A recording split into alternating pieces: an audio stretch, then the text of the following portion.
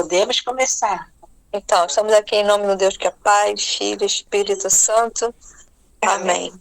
Vinde, Espírito Santo, enchei os corações dos vossos fiéis e acendei neles o fogo do vosso amor.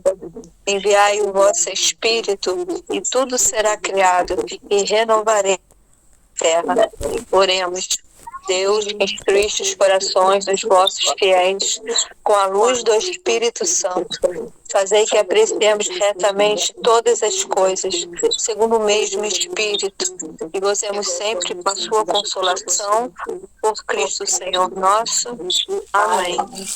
Santo anjo do Senhor, meu zeloso guardador, se a ti me confiou a piedade divina, sempre me rege, me guarda, me governa, me ilumina.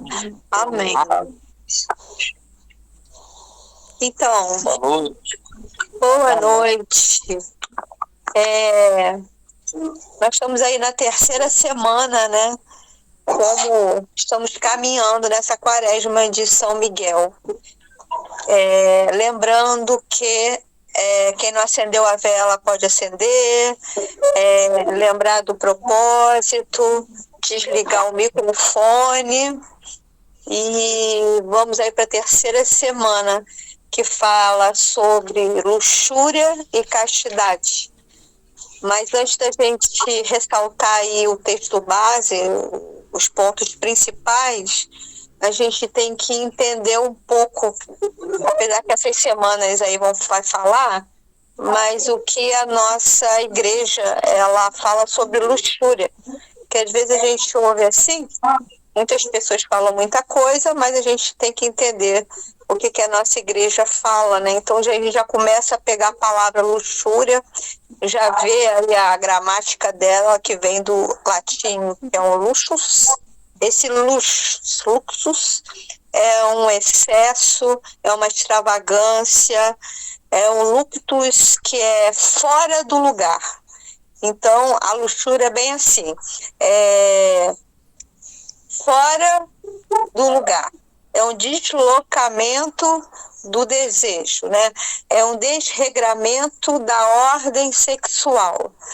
Ele, além do desejo ser passional, emotivo, ele é um desejo egoísta, né? Por todo o prazer, por toda a sensualidade, por toda a materialidade.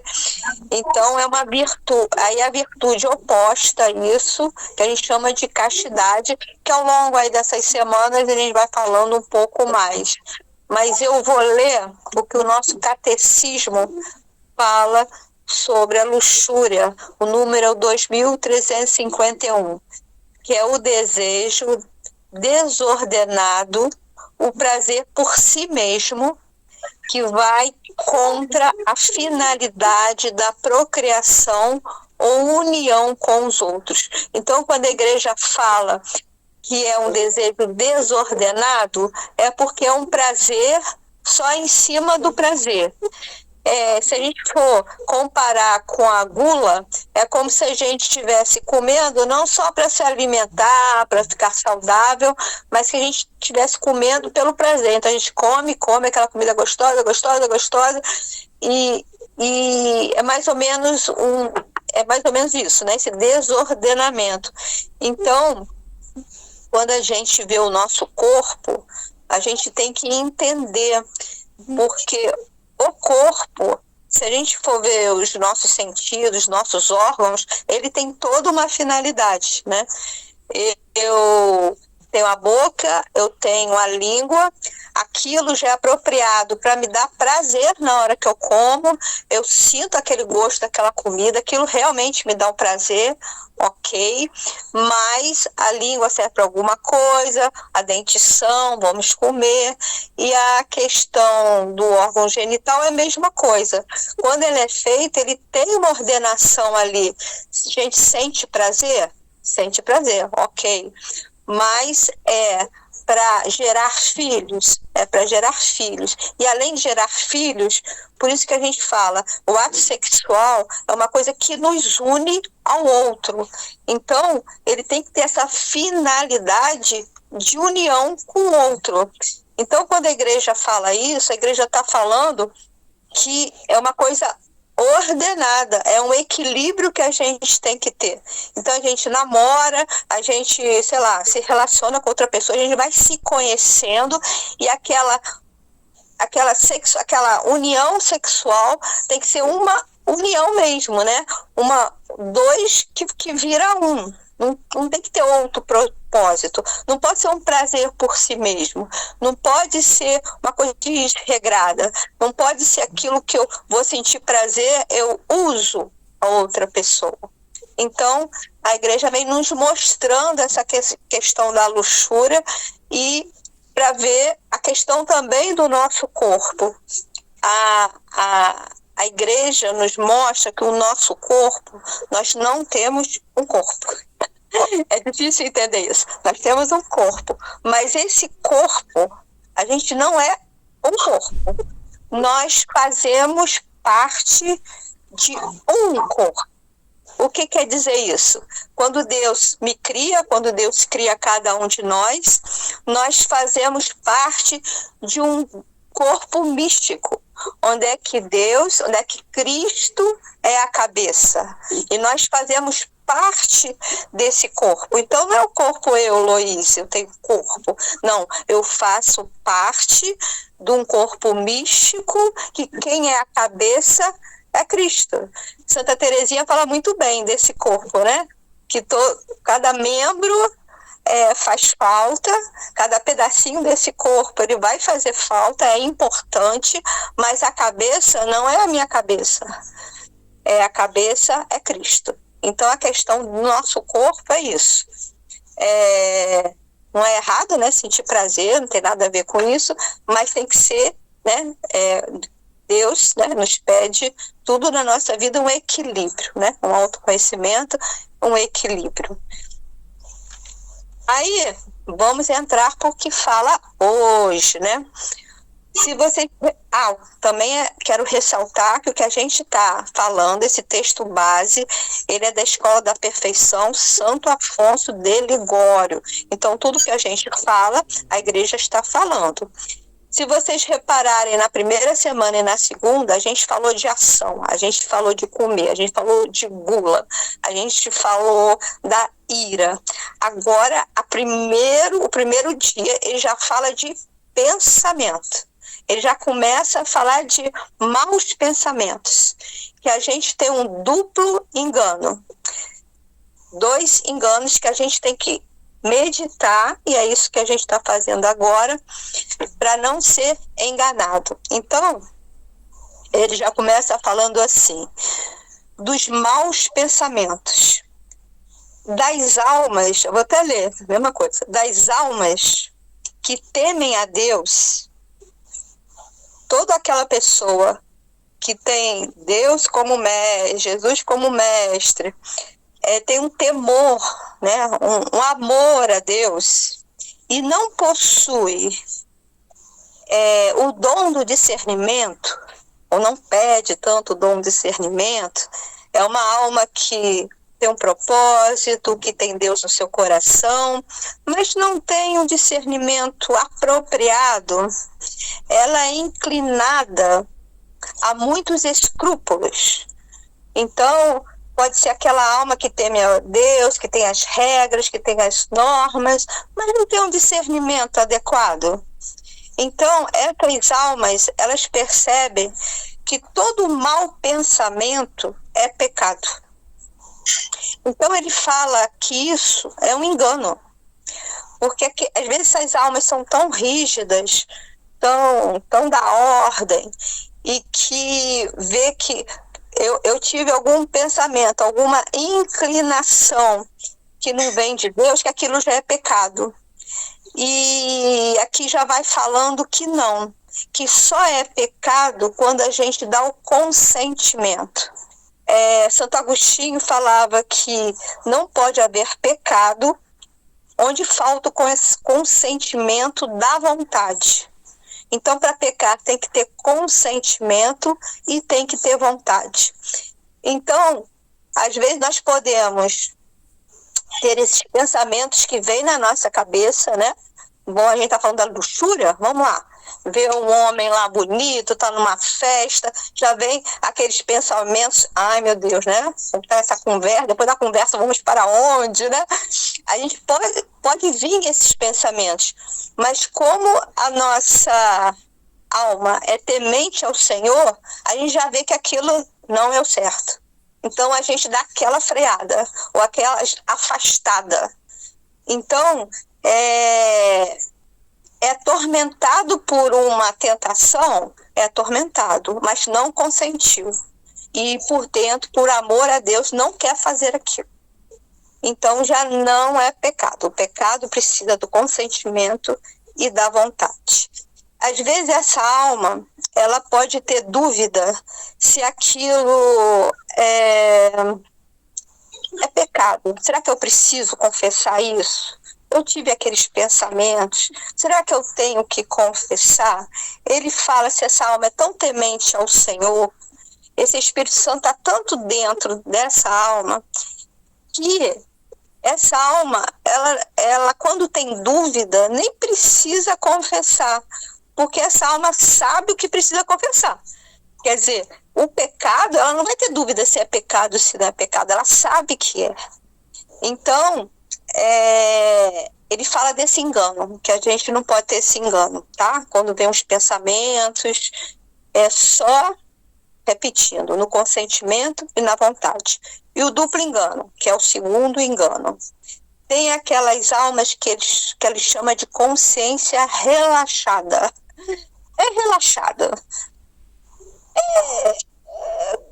Conhece o Senhor, sabe o que é o pecado, sabe?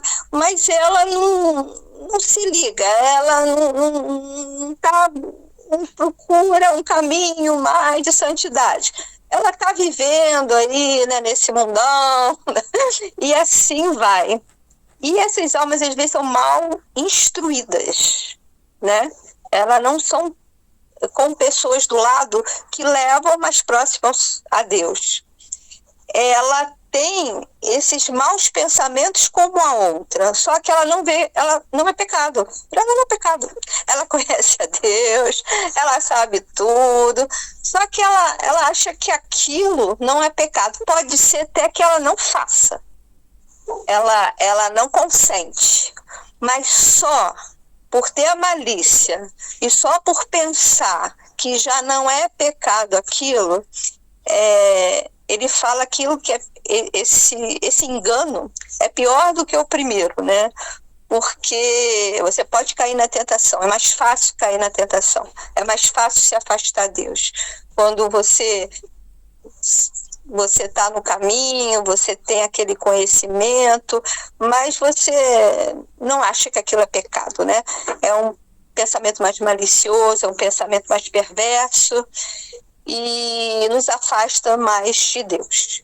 Então ele estava falando hoje desses dois enganos, né? Quem não leu, é bom ler, eu acho que é interessante para cada um pensar aí na tua vida, né? E eu queria só dar um spoiler de amanhã, porque eu fui lendo, quando eu vi já estava lendo de amanhã.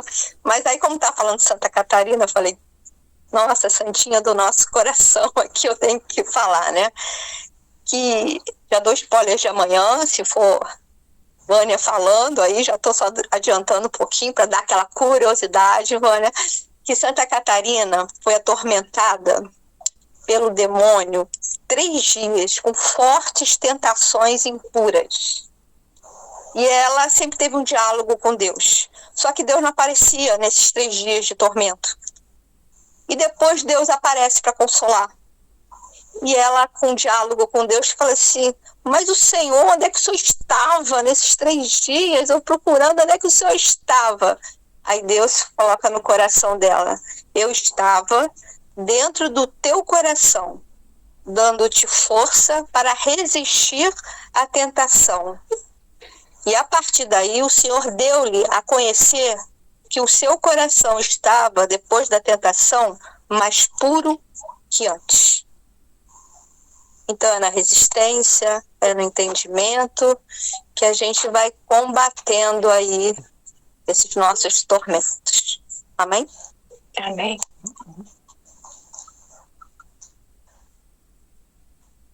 Amém. Não poderia ter falado melhor. Não conseguiria falar melhor. Muito obrigada aí. Providenciar a minha perda do ônibus de manhã, a vinda à noite. Foi dito tudo que tinha que ser dito. Amém.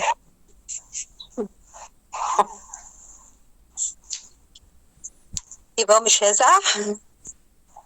Alguém quer falar mais alguma coisa?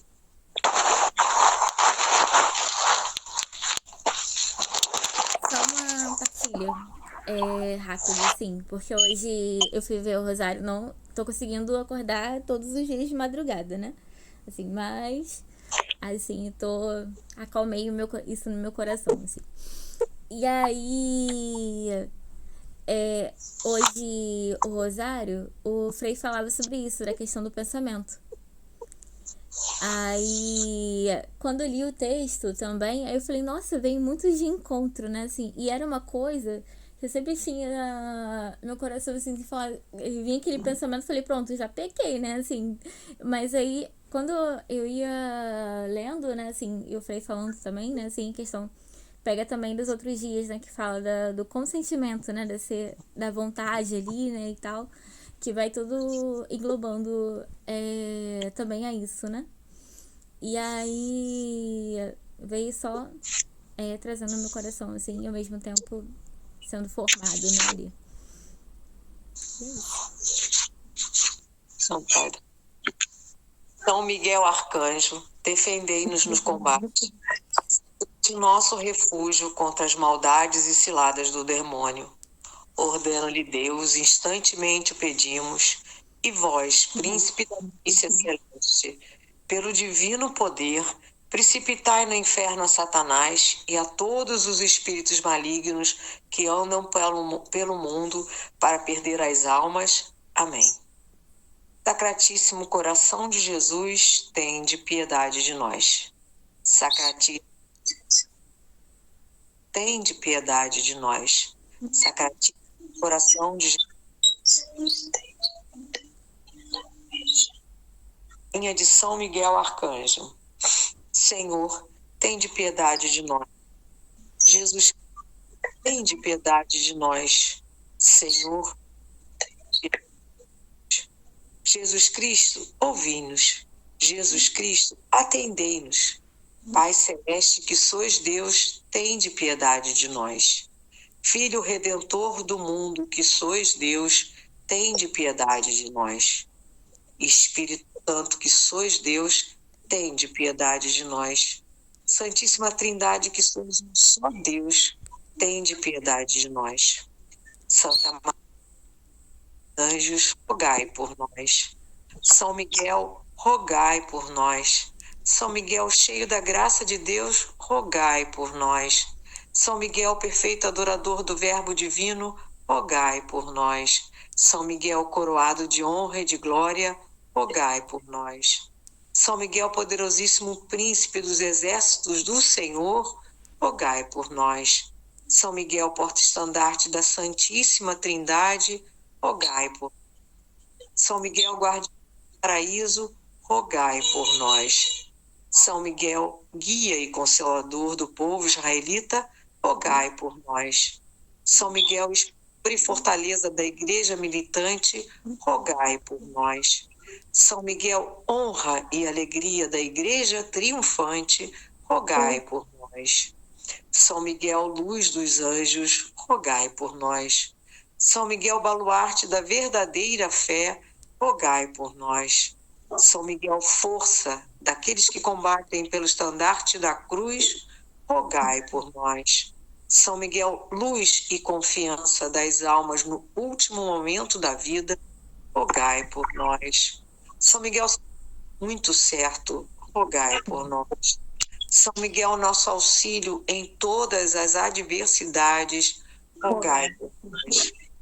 São Miguel, mensageiro da sentença eterna, rogai por nós. São Miguel, consolador das almas do purgatório, a vós, a quem o Senhor incumbiu de receber as almas depois da morte, rogai por nós. São Miguel, nosso príncipe, rogai por nós. São Miguel, nosso advogado, rogai por nós. Cordeiro de Deus, que tirais os pecados do mundo, perdoai-nos. Cordeiro de Deus, que tirais o pecado do mundo, ouvi-nos, Senhor. Cordeiro de Deus, que tirais o pecado do mundo, tende piedade de nós, Senhor. Jesus Cristo, ouvi-nos. Jesus Cristo, atendei-nos. Rogai por nós, ó glorioso São Miguel, príncipe da Igreja de Cristo, para que sejamos dignos de suas promessas. Amém. Oremos. Senhor Jesus Cristo, salvação sempre nova, e concedei-nos por intercessão de São Miguel a sabedoria que nos ensina a ajuntar riquezas do céu e a trocar os bens do tempo presente pelos bens eternos. Vós que viveis e reinais por todos os séculos dos séculos. Amém.